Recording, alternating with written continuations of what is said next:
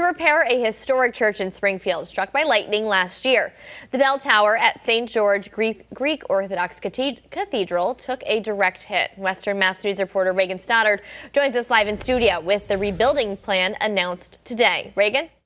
Abby, the cost estimate for this project was originally about $1 million, but now it's grown closer to $2 million.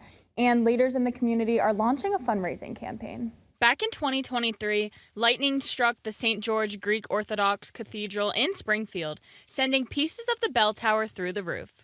And after further inspection, more damage was found, including leaking roofs, water damage, and crumbling cement. All of this creating an urgent need for renovations. Western Mass News spoke with George Bizas, a building member committee, about how important it is to make these repairs as soon as possible.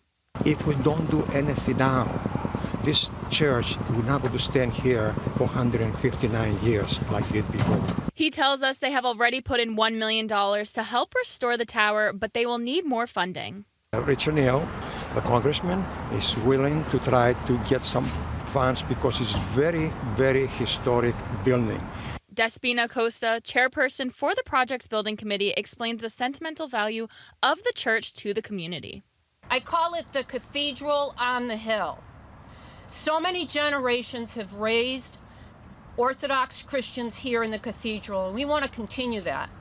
The plan is to focus on getting the repairs done to get children back to Sunday school in the historic building, and hopefully worship at St. George will one day follow. Building for the future, right? Because if there's no future, then why are we here today?